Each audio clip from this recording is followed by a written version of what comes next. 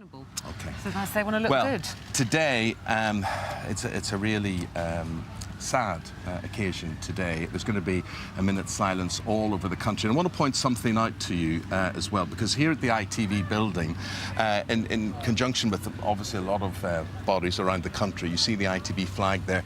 It is flying at half-mast today, and that is out of respect for those holidaymakers, and we want you to think of those holidaymakers. Just a week ago today, 30 British holidaymakers and the other people who were murdered as well in that terrorist attack on the Tunisian beach.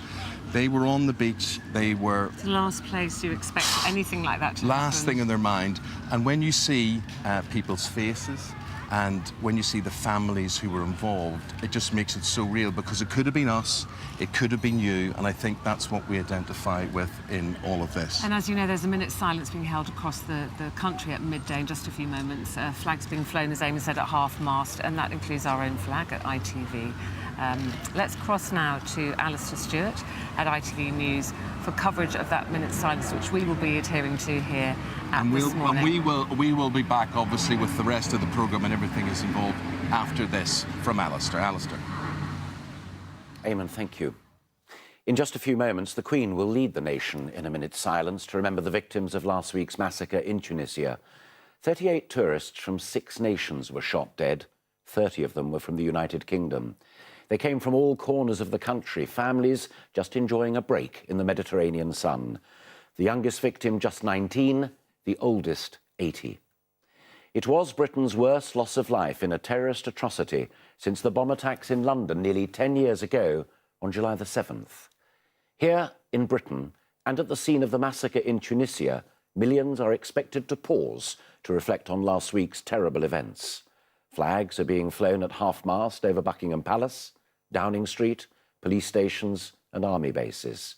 And at Wimbledon, the start of play has been delayed to allow people to take part when that silence begins on the stroke of midday.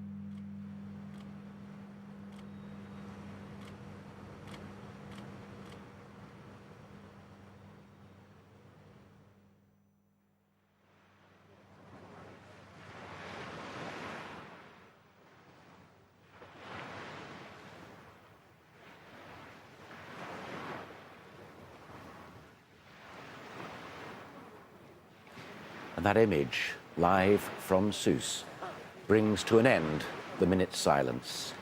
At the beginning, you saw the Queen leading the tributes, pausing with the nation at the University of Strathclyde. The Prime Minister was in his constituency in Oxfordshire, and there, in Sousse, where the massacre took place.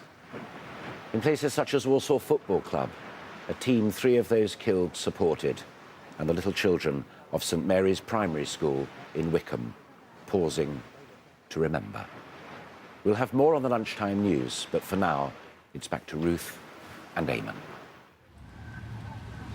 Alistair, thank you very much indeed, and just so sad.